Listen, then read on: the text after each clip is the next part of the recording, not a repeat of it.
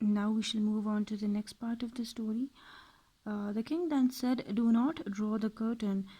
Would I were dead." So, as the king was greatly amazed and shocked at the same time after looking at the statue, so Paulina said that now she is drawing back the curtain.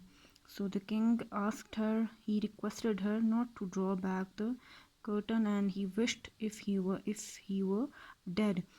See, Camilo, would you not think it breathed? So the king was so amazed at the perfect finishing of the statue that he asked Camilo, doesn't he think that it is breathing?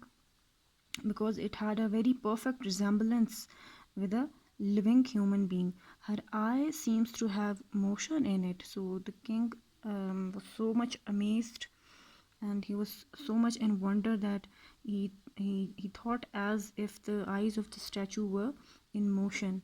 "I must draw the curtain, my liege," said Paulina. So Paulina said that, "My lord, I must draw back the curtain. You're so transported, you will persuade yourself the statue lives." So she told the king that you are so much amazed and you're in such a wonder that you will convince yourself to think that it is a living statue. You are in such an amazement and you are in such a shock that I should draw back the curtain. "Oh, sweet Paulina," said Leonte, "make me think so 20 years together. Still, methinks there's an air comes from her." So Leonte is again and again he's feeling so nostalgic that time and again he's thinking of the last 20 years which he spent without the queen.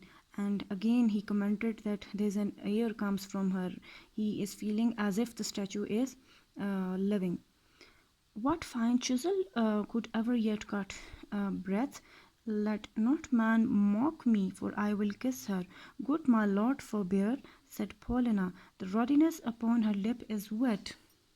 "You will stain your own with oily painting. Shall I draw the curtain?" "No, not these 20 years," said Leonte. So the king was so much transported at that time. He was so much emotional that he was the appearance of the statue was convincing him to think that it is a living one.